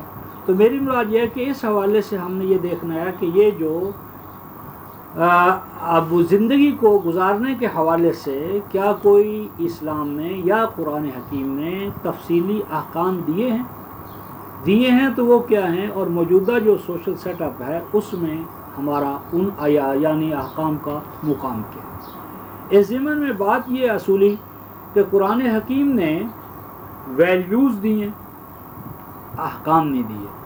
ویلیوز اقدار، اور اقدار کی دو قسمیں ہیں. اقدار کی دو قسمیں ہیں، ایک عین کے ساتھ عالیہ، اقدار عالیہ عین کے ساتھ. اقدار عالیہ ہائر ویلیوز نارمیٹو. تو ایک تو نارمیٹو ویلیوز ہیں عین کے ساتھ عالیہ، اور ایک ہیں الف مدہ کے ساتھ عالیہ انسٹرومنٹل ویلیوز عالیہ. یعنی ایک انسٹرومنٹل ویلیوز وہ بھی ہیں لیکن ان کی حیثیت آلات کی ہے، اکوپمنٹس ذرائع کی ہے، اور ایک عالیہ عین کے ساتھ ہے ان کی ہائر ویلیوز ان کی حیثیت نصب العین اور مقصود کی ہے. قرآن حکیم نے زندگی گزارنے کے جتنے بھی اعمال اور مظاہر ہیں ان میں ہمیں نارمیٹو یا ہائر ویلیوز متعین کر دی ہیں.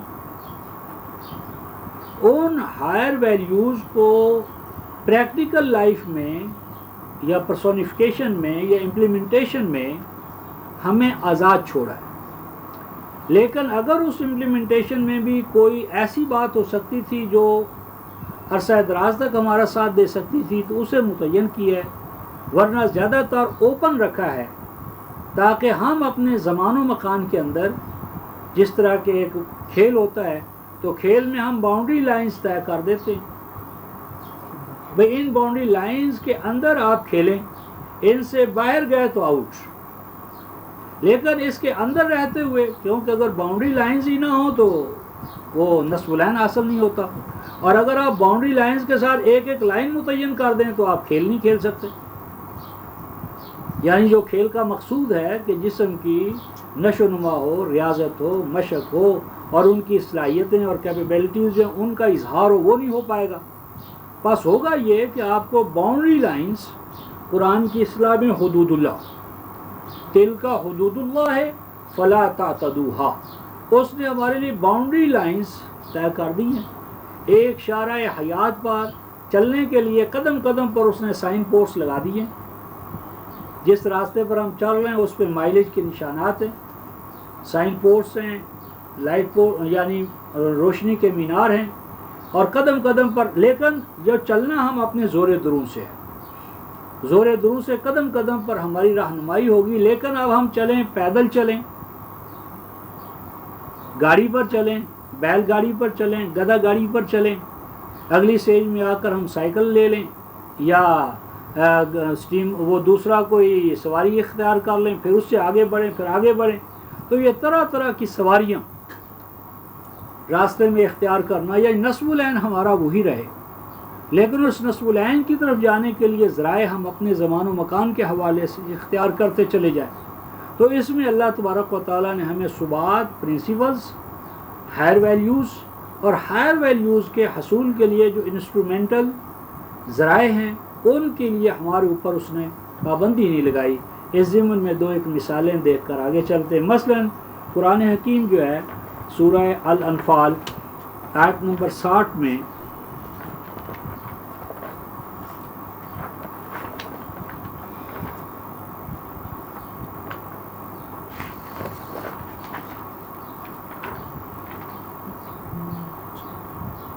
یہ کہتا ہے وَأَعِدُّوا لَهُمْ مَا اسْتَطَعْتُم مِّن قُوَّةٍ، فرمایا تیار کرو، اعداد تیار کرو، کام میں لاؤ، مَا اسْتَطَعْتُم، جہاں تک تم سے ہو سکتا ہو، جہاں تک تم سے تیاری ہو سکتی ہو ممکن حد تک تیاری کرو۔ آگے ہے وَمِن قُوَّةٍ، وہ کیا تم نے تیاری کرنی ہے؟ قوت۔ اب قوت میں انرجی، پاور، طاقت، وسائل، یہ ساری چیزیں جو ہے نا قوت میں آ گئی۔ اب من قوہ کو اوپن رکھا، عمومی رکھا، اس کو کوئی اس کی توضیح نہیں کی کہ کس طرح کی قوت، کتنی قوت، کس دائرے میں قوت، اور آگے اس کی ایک پرٹیکولر مثال دی وَمِن رِبَاطِ الْخَیْلِ،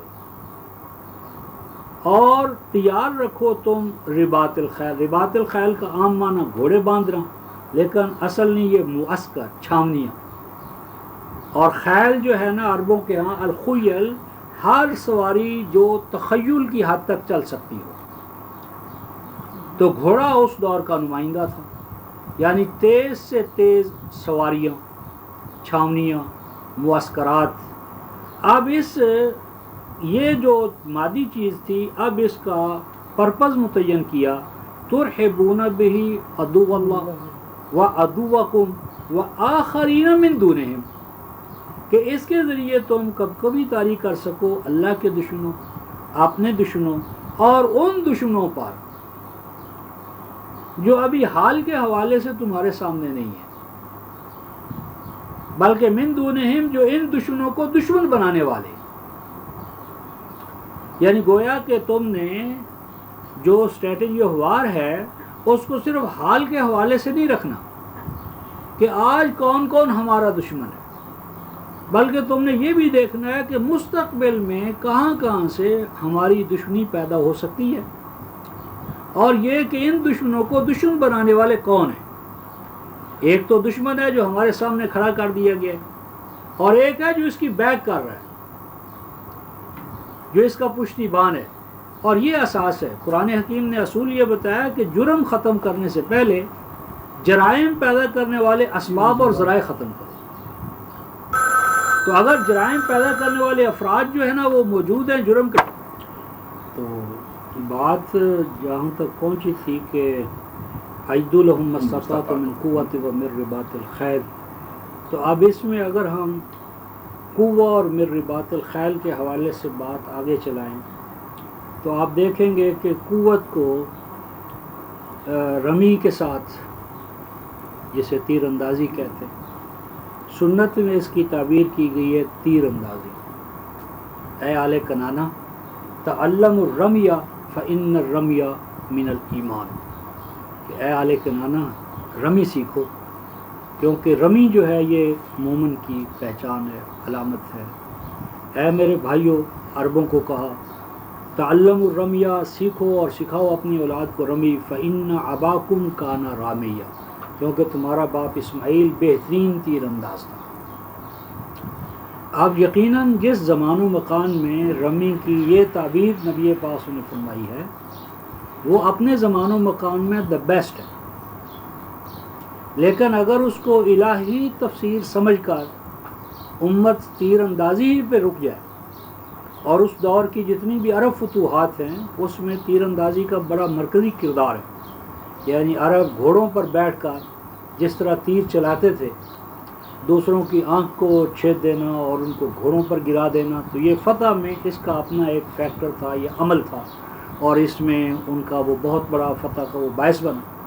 لیکن اس کو فار ایور قرار دے دینا، یا مثلا یہ کہ جو خیر ہے، فلاح ہے، وہ گھوڑے کی پیشانی کے ساتھ وابستہ ہے، اور وہ گھر برکت والا ہے جہاں گھوڑا بندھا ہوا ہے. اور نحوست 3 چیزوں میں ہے، ان میں سے ایک تو کیا ہے، عورت ہے، اور ایک ہے حل. حل جو ہے، حرس جو ہے، اور وہ قوم کبھی فلاح نہیں پا سکتی کہ جس قوم نے بیل کی دم جو ہے اس کو پکڑ لیا. اب اس حوالے سے یعنی جو ایگریکلچر ہے یا زراعت ہے یا کسان ہیں، یعنی جس زمان و مکان میں یہ بات ہو رہی ہے اور جہاد کے اس تصور کے تحت جو ہو رہی ہے، اس کی ایک حد تک گنجائش موجود ہے. لیکن اگر اس کو آپ فار ایور دوام دے دیں اور اس دوام کو ہی سنت کی تعبیر قرار دیں اصل. اب نبی پاک صلی اللہ علیہ وسلم گھوڑے، گدھے، خچر، ان کے سوا کبھی بیل گاڑی یا گھوڑا گاڑی، آج جو ہمارے پاس طرح طرح کی گاڑیاں ہیں، ان میں سے کسی پر وہ سواری نہیں، کیونکہ امکان ہی نہیں تھا. تو اگر آج ہم کسی شیخ الاسلام کی، شیخ الحدیث کی یا ڈاکٹر صاحب کی جو سنت کی اس تعبیر کے قائل ہیں، ان کی دعوت کریں اور ان کو گھر لانے کے لیے اگر ہم گدھا بھیج دیں، نہیں بھائی تو آ جائیں گے، ہیں؟ تو لازمی بات ہے کہ جس زمان و مکان میں نبی پاک صلی اللہ علیہ وسلم رہ رہے تھے اس میں آج کی سواریاں موجود نہ تھیں. اگر آج کی سواریاں ہوتی اور پھر نبی پاک انہیں رد کر دیتے، ان کو نظر انداز کرتے ہوئے پھر بھی وہی گدھوں اور گھوڑوں کو ترجیح دیتے، تو کہا جا سکتا تھا کہ آپ کا رجحان یہ تھا، آپ کا ایپٹیچیوڈ یہ تھا، انکلینیشن یہ تھا، آپ کی پرائرٹی یہ تھی. لیکن ہم تو دیکھتے ہیں کہ وقت کا جو بھی اپنے وقت پر یعنی جو مینز تھے، ذرائع تھے، ان میں دا بیسٹ ون کو منتخب کرنا، یہ انبیاء کی بھی ابھی ہم قرآن سے لیں گے مثالیں، اور اس کی ہمیں علمی اور عملی جو ہے وہ تربیت دی گئی ہے. تو پاس اصول یہ ٹھہرا کہ جو احکام ہیں، احکام کا جو ایک قالب ہے ویلیوز کے حوالے سے، وہ ایک تو وہ چیز ہے، اور ایک اس کی ہے زمان و مکان کے اندر امپلیمنٹیشن کو قرآن حکیم نے ایک قدر کے ساتھ مقید کیا ہے. وہ ہم دیکھتے ہیں 39/17-18 میں، 39 سورہ زمر آیت نمبر 18 میں یہ الفاظ ہیں کہ یہاں پر اللہ تعالیٰ نے کچھ اپنے بندوں کو بشارت کا اہل سمجھا ہے اور بشارت پہنچانے کے لیے رسول کو مامور کیا. تو وہ بندے کہ جن کو بشارت پہنچائی جائے اور وہ بھی رسول کے توسط سے، ان کی عظمت و جلالت کا ہم اندازہ لگا سکتے ہیں. قرآن کہتا ہے فبشر عباد، بس اے رسول آپ بشارت دیں. اور دال کے نیچے جو نہیں بھائی دال کی زیر ہے، اصل میں یہ ہے عبادی، میرے بندوں کو. اور میرے بندے اللہ کے بندے کون ہیں؟ جن کو کہ بشارت دی گئی اور رسول ذریعہ بنے. الذی یستمعون القول، یہ ہیں میرے بندے جو توجہ اور انہماک سے سنتے ہیں میرے قول کو. القول کا معنی ہر بات نہیں، یہ جو کہہ نہیں ہر بات کو سنو اس میں سے اچھی بات لے لو، یہ غلط ہے. یہاں پر ہے القول. القول میں الف لام جو ہے یہ مضاف الیہ کے قائم مقام ہے، مراد ہے قولی. جس طرح وہاں عباد دال کے زیر ہے، اسی طرح القول قائم مقام ہے مضاف الیہ کے، یعنی میرا قول. کیونکہ ہر طرح کے قول میں تو لغو بھی ہے، تو کیا لغو بھی ہم سنیں گے، پھر اس میں سے انتخاب کریں گے کہ کون سا زیادہ لغو ہے کون سا کم لغو ہے. تو لغو سے تو ہم نے کلی اعراض کرنا ہے. تو اس لیے القول سے مراد ہے قول اللہ یعنی کتاب اللہ یعنی قرآن پاک. آگے آتا ہے فَيَتَّبِعُونَ أَحْسَنَهُ. اب یہاں پر یہ ہے بات فَيَتَّبِعُونَ أَحْسَنَهُ، عام ترجمہ کیا جاتا ہے کہ پھر اس قول میں سے احسن کی اتباع کرتے ہیں. یہ غلط ہے، کیونکہ قرآن سارے کا سارا احسن ہے. اس میں احسن اور حسن کی ڈگریاں نہیں ہیں. جس طرح کے روایات میں یہ حدیث حسن ہے، یہ صحیح ہے، یہ غیر صحیح ہے، یہ حسن سے لذات ہی ہے، یہ لغیر ہی ہے. یہاں تو تماماً علی الذی احسن، قرآن سارے کا سارا کیا ہے، تماماً علی الذی احسن. اس میں احسن سے کم کوئی چیز ہے ہی نہیں. یہ احسن الہدیٰ ہے، احسن الحدیث ہے، تماماً علی الذی احسن ہے. احسن اور غیر احسن کا امتیاز ہی غلط ہے. اس لیے یہ ترجمہ بالکل غلط ہے کہ وہ اس میں سے اس کتاب میں سے احسن کی اتباع کرتے اور جو غیر احسن ہے چھوڑ دیتے. اصل میں احسن ہو کا مرجع جو ہے نا وہ فیتبعون کے اندر جو فعل اتباع ہے یہ ادھر راجع ہے، اور اس کا معنی ہے فیتبعون احسن الاتباع. پس وہ اس کتاب کی اتباع کرتے ہیں بہترین اتباع، یعنی احسن الاتباع. مثلا آپ کوئی کام بھی کرنا ہے، مثلا دینا ہے، مثلا انفاق کرنا ہے، تو آپ کی انفاق کی صلاحیت کتنی ہے کوئی بھی باہر بیٹھا ہوا انسان اس کا اندازہ نہیں کر سکتا. صرف آپ کے اندر جو ایمان ہے وہی فیصلہ کرے گا کہ آپ اور میں کیا کر سکتے ہیں کیا نہیں کر سکتے. جب تک وہ ایمان کی شمع روشن رہے گی، زندگی کی تاریک راہیں روشن. جس دن ایمان کے اندر کوئی دراڑ پڑ گئی، دھبا آ گیا، بیرونی معیار سارے صحیح ہوں گے، اندر کا ایمان کا معیار اگر گر گیا تو کوئی کام بھی نہیں ہوگا. تو آپ اتباع ہم کر سکتے ہیں، مثلا کتاب اللہ کی دعوت و تبلیغ میں ہم پیدل بھی جا سکتے ہیں، اسکوٹر پر بھی جا سکتے ہیں، گاڑی پر بھی جا سکتے ہیں، جہاز پر بھی جا سکتے ہیں. تو اگر ہمارے وسائل اور حالات ہمیں جہاز پر جانے کے لیے تقاضا کریں اور ہم وہ جان بوجھ کر ہیلے بہانے کر کے گاڑی پر جائیں، گاڑی پر جانے کے وسائل ہیں لیکن ہم نچلے درجے پر آ جائیں، اس سے نیچے آ جائیں، اس سے نیچے آ جائیں، تو جتنا ہم نیچے گریں گے اتنا ہم احسن الاتباع سے گر جائیں گے. تو وقت کے حوالے سے کتاب اللہ کے احکام کی اتباع کرنی ہے، اور اتباع کو احسن ہونا چاہیے. لیکن احسن کے لیے جو وسائل ہیں ان وسائل کو ہم نے اپنے زمان و مکان میں پیدا کرنا ہے. صرف یہ دیکھنا ہے کہ ان میں دا بیسٹ ون کون سا ہے. دا بیسٹ ون کو آپ نے اڈاپٹ کرنا ہے. اولئک الذین ھداھم اللہ، یہ لوگ ہیں کہ جن کو اللہ ہادی و مہدی قرار دیتا ہے. اس لیے قرآن والوں کو کسی ہادی کی مہدی کی انتظار کی ضرورت نہیں ہے.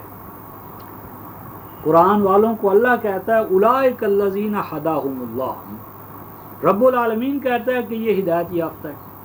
تو اگر ایمان بالقرآن ہو اور انسان اپنا مقام سمجھتا ہو تو دنیا کا کوئی مفتی اسے ڈرا نہیں سکتا. بھائی جس کا ایمان ہے کہ مجھے رب العالمین کہتا ہے کہ میں ہدایت یافتہ ہوں تو لے آؤ فتوے. کوئی شخص جو ہے وہ جس کو جانتا ہے کہ یہ سارے جعلی فوجی ہیں، جعلی سپاہی ہیں، تو کیا ڈرے گا؟ وہ تو جو بے خطا اور جس نے جرم نہیں وہ تو حقیقی فوجیوں سے نہیں ڈرتا، سپاہیوں سے نہیں ڈرتا اگر نظام عدالت پر قائم ہے. چور ڈرے گا، مجرم ڈرے گا، جو دوسرا ہے اس کو نظام عدالت سے کیا ڈر ہو سکتا ہے. اور آگے فرمایا وَأُولَئِكَ هُمْ أُولُو الْأَلْبَابِ، یہ ابلہ مسجد بھی نہیں ہے، تہذیب کے فرزند بھی نہیں ہے. اولو الالباب، یہ تو ارباب فکر و دانش ہیں کہ گویا جن کو اللہ تعالیٰ کے کلام نے ہر چیز کا ایسنس جوہر عطا کر دی ہے. اور ہمارے یہاں نعیم بھائی کہتے 100 سیانے اکو مت، تو 2 مورخ وکھو وق. مورخ بیوقوف، اچھا 100 سیانے اکو مت، یعنی 100 سائنسدان اگر ان کا سائنٹیفک میتھڈ انویسٹیگیشن کا میتھڈ ایک ہے تو ایک ہی سوچ ہوگی. 100 ریاضی دان آپ اکٹھے کر لیں، وہ ایک ہی صحیح جواب دیں گے، اور غلط جواب والے کبھی ایک نہیں ہوں گے. ان کا کوئی آپ مقید کہیں سے کتنے ہوں گے، یعنی صحیح جواب ایک ہوگا اور غلط جواب پر آپ کوئی قید زمان لگا ہی نہیں سکتے کتنے ہوں گے. 2 مورخ وقو وق، 2 ہی ہوں گے تو الگ الگ، 2 بھی ہوں گے تو 2 بھی ہوں گے تو وقو وق، اور اگر وہ 2 کروڑ ہوں گے تو پتہ نہیں کہاں پہنچیں گے. تو علم وحدت پیدا کرتا ہے، اور جہاں علم کے دعوے سے ہم اختلاف پیدا کر رہے ہیں کہیں نہ کہیں وہاں جہالت ہے، ظلمت ہے. علم کا لازمی نتیجہ وحدت ہے، علم روشنی ہے. تو اگر روشنی کے باوجود ہم ٹامک ٹوئیاں مار رہے ہیں تو اس کا مطلب کہ ہمارا علم کا دعویٰ جو ہے وہ کہیں گڑبڑ ہو گیا، اور اس کا بھی قرآن ہمیں حل بتاتا ہے. تو میری مراد یہ تھی کہ اتباع تو کرنی ہے ہم نے احسن، لیکن پرنسپلز فار ایور ہیں.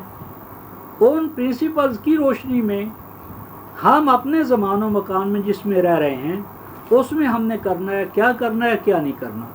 اس کی میں چند ایک مثالیں دیتا ہوں. تو ان مثالوں میں یہ بات ظاہر ہوگی کہ قرآن نے ویلیوز ڈٹرمن کر دی، ان ویلیوز کی جو امپلیمنٹیشن ہے زمان و مکان میں وہ آپ نے کرنی ہے، اور وہ اس میں آپ کو مکمل اختیار دیا گیا ہے. مثلا قرآن حکیم میں ایک لباس ہے، آج کوئی پگڑی کہتا ہے، کوئی دھوتی کہتا ہے، کوئی شلوار کہتا ہے، کوئی کچھ کہتا ہے.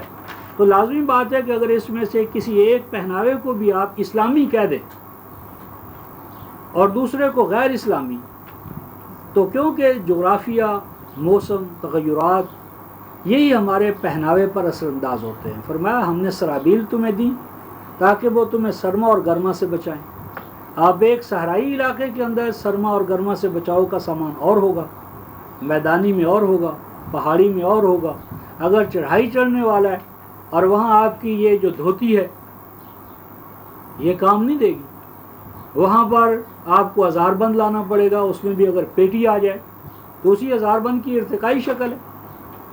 قدم قدم پر آپ کو چادر روکتی ہے. اگر ہم نے پاجامہ شلوار بنا لیا، پھر پاجامہ بنا لیا، اگلی سٹیج میں ہم نے پینٹ پہن لی، پتلون بنا لی، تو کیا ہے اسی اصول کی ہم آگے بڑھ رہے ہیں. اس میں کون سی حرمت آ گئی ہے؟ تو اس ضمن میں 7:26 کو ہم دیکھتے ہیں اصول اور اس کی امپلیمنٹیشن دونوں حوالوں سے قرآن نے ایک ہی چیز، ایک جگہ، ایک جامع بحث یہ کر دی کہ یا بنی آدم، سورہ الاعراف 7ویں سورہ آیت 26، یا بنی آدم، اے ابنائے آدم، قد انزلنا علیکم لباسا، پیدا کیا، نازل کیا ہم نے تمہارے لیے لباس. اب یہاں لباس سے مراد یہ ڈریس نہیں ہے، بلکہ لباس سے مراد ہے اسباب لباس. یعنی اللہ تبارک و تعالیٰ سلے سلائے جسے کلوتھس کہتے ہیں، کلوتھس تو ایک طرف ہے، کلاتھ بھی وہ اوپر سے پھینکتا نہیں ہے. لباس سے یہاں مراد ہیں اسباب لباس. مثلا زمین سے کاٹن پیدا ہوتی ہے، ہاں جی، اللہ تعالیٰ کے پیدا کر جانوروں سے ہم اون لیتے ہیں، تو یہ اون ہے، یہ آپ کا یہ وہ کاٹن ہے، پھر کاٹن میں بھی ہزارہ، تو یہ مختلف یعنی اسباب لباس. لباس ہم نے تمہارے لیے پیدا کیا، نازل کیا. اور یہ لباس کیوں، کیسا ہو، کیوں ہو، کیسا، اس کے لیے کیا جواب دیا؟ یواری سوآتکم. لباس کا پہلا تقاضا یہ ہے کہ وہ تمہاری شرمگاہوں کو، تمہاری کمزوریوں کو، تمہارے ان مقامات کو کہ جو ننگا نہیں ہونے چاہیے ان کو وہ ڈھانپ لے، جسے ہم عرف عام میں کہتے ہیں ستر پوشی. ستر پوشی کا فریضہ انجام دے. تو ستر پوشی ایک تو جنسی حوالے سے اور دوسرا سرما اور گرما کے حوالے سے. اور آگے قرآن کہتا ہے یہ تو عرف عام میں جماعت تبلیغ تک بھی بات آ جاتی ہے، لیکن اگلی بات کہتا ہے نہیں بھائی وریشہ، اور وہ تمہارے حسن کے اندر اضافہ کرنے کا باعث ہو. اور ہم ٹھیک ٹھاک شلوار پہن کر اس کو اوپر چڑھا کر سب کے لیے اپنے آپ کو تماشا بنائے ہوئے ہیں. بھی اگر تم نے بنانی اوپر ہے تو سلائی اوپر اسی حوالے سے کراؤ، اور وہ جس حوالے سے وہ تھا وہ اس کا تجزیہ کرو کہ نبی پاک نے اگر کسی کی وہ لٹک رہی تھی حاشیہ، اس کو کاٹا تو وہ کیوں کاٹا، پس منظر کیا تھا، تبختر تھا، تفاخر تھا، ہاں جی، بیجا ریاست کا اظہار تھا، اسراف تھا، ان میں اس میں کیا چیز ہو رہی کیا نہیں. قرآن کہتا ہے وہ لباس کا دوسرا فنکشن ہے ریشہ. لباس تمہارے استھیٹک سینس کو، جمالیاتی جو تمہارے اندر حص ہے وہ اس کی بھی تسکین کا باعث بنے. یعنی لباس تمہارے حسن کو دوبالا کرے، نہ یہ کہ لباس پہن کر تم عجوبہ بن جاؤ، انگوش نمائی کا باعث ہو، تو سارے دیکھ کر دیکھیں صاحب کوئی کارٹون جا رہا ہے. تو لباس تمہارے طبعی تقاضوں کی، جنسی تقاضوں کی، اور ساتھ کے ساتھ تمہارے جمالیاتی تقاضے جو ہیں ان کو پورا کریں. اب یہاں پر ایک اصول آیا ہمارے سامنے، یعنی پرنسپل ہمیں دے دیا، لیکن اس پرنسپل کی حیات قضائی کے لیے اب ہم یہ قمیض بنائیں، شرٹ بنائیں، ہاں جی، چولا ڈالیں، توپ ڈالیں، کوٹ ڈالیں، کوٹ کی حیات قضائی کیا ہو، اس پر قرآن نے پابندی نہیں لگائی. لیکن اس سے بھی ایک اور ہائر ویلیوز، اس سے بھی اونچی قید، وہ کیا ہے؟ آگے فرمایا وَلِبَاسُ التَّقْوَىٰ ذَلِكَ خیر. لباس یعنی کوٹ، پتلون، پاجامہ، وہ تو میٹیریلی ٹھیک ہے، لیکن اگر وہ کپڑا غصب سے، سرقہ سے، چوری سے، دوسرے کے حقوق کو پامال کر کے ہم نے حاصل کیا ہے، جس سے ہمارا جسم تو ڈھانپ لیا گیا لیکن ہمارا انر، ہماری شخصیت، ہمارے ایمان کا لباس یعنی ہمارا ایمانی وجود وہ انجر ہو گیا، تو گویا کہ ہم نے لباس پہننے کے باوجود ہم ننگے ہیں. تو یعنی ایک ہے مادی لباس، اور اس مادی لباس کے اوپر دوسرا لباس تھا لباس التقویٰ، کہ تمہاری شخصیت کے اوپر تقوی کا لباس ہو، یعنی احکام الہیہ کے ساتھ ہم آہنگی، احکام الہیہ کے ساتھ تمہارا مادی اور معنوی وجود جڑا ہوا ہم آہنگ ہو.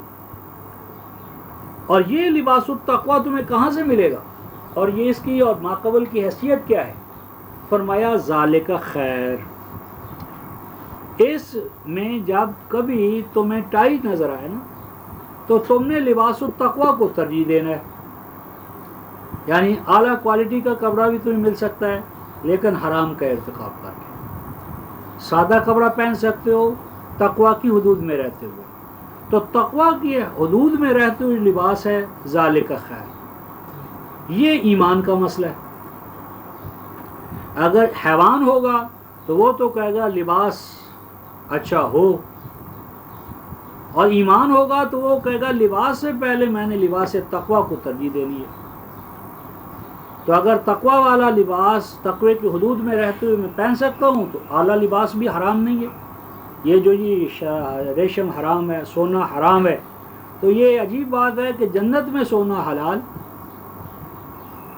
جنت میں حریر حرام نہیں ہوگا، حلال ہوگا، تو حیات دنیا میں حرام ہو جائے گا. جنت میں اللہ اور ہوں گے، ان کے تقاضے ہوں گے، ایمان والوں کے تقاضے اور ہوں گے. دنیا میں حیات دنیا میں عورت کے لیے حلال ہے سونا اور حریر، وہاں حرام ہو جائے گا. خیر میری ماریہ کہ لباس التقویٰ کو قرآن حکیم نے ذالک خیر، یہ لباس تقویٰ میں کہاں سے ملے گا؟ فرمایا ذالک من آیات اللہ. اس لباس تقویٰ کا جو سوت ہے، تانا بانا ہے نا، یہ تمہیں اللہ کی آیات سے ملے گا. اور یہ سب کچھ ہم بیان کیوں کر رہے ہیں؟ لعلہم یذکرون. یہ یذکرون اصل میں تھا یتذکرون، اور تذکر جو ہے نا وہ ہے ذکر سے. جس طرح کے لباس اگر ہم نے پہننا ہو تو وہ کیا ہو جائے گا؟ راسا تلبسا. تلبسا کا معنی لباس زیب تن کر لینا. تنعلا نال کو جوتے کو پہن لینا. یذکرون ذکر کو کام میں لانا، اللہ اللہ کی تسبیح کرنا نہیں، یعنی اس ذکر سے فیضیاب ہو سکو. میری بات یہ تھی کہ یہاں پر نہیں بھائی، لباس میں ایک طرف ویلیوز عطا کی، ویلیوز کے حصول کے لیے ذرائع اس کو تقوی کے ساتھ مشروط کر دیا، لیکن اس کی حیت قضائی کیا ہو اس کو متعین نہیں کیا کہ وہ قمصان قمیص ہو، شلوار ہو، حیت قضائی کیا ہو. یعنی مطلب یہ ہے کہ اس میں ہمیں ویلیوز عطا کی اور تقوی کی ویلیو سب سے اوپر رکھی، آیات اللہ کو سب سے اوپر قرار دیا، اور تذکر سے یعنی کتاب اللہ سے فیضیابی جو ہے وہ زندگی کا مقصود ٹھہرا. لیکن اس کی حیت قضائی کیا ہو اس کو زمان و مکان کے اندر ہمارے لیے کوئی قید نہیں لگائی. پس گویا کہ جس حوالے سے بھی ہم اسے اڈاپٹ کریں گے ان اقدار کے اندر رہتے ہوئے وہی لباس اسلامی لباس ہے، یعنی تقوی کا لباس ہے جو بھی ہم اڈاپٹ کریں. اسی طرح مثلا قرآن اب ہم یہ جی کیا کھائیں اور کیا نہ کھائیں، مل کر کھائیں یا علیحدہ علیحدہ کھائیں، اس کے لیے قرآن نے ہمیں حلت و حرمت کا ایک سیٹ اپ تو دیا ہے کہ یہ حرام ہے یہ حلال ہے. لیکن حلال کے اوپر ایک نعیم بھائی قید لگائی ہے 2:168 میں کہ کلو مما فی الارض حلالا طیبا. اس میں یہ ہے کہ ہر حلال کھانا ہمارے لیے واجب نہیں ہے.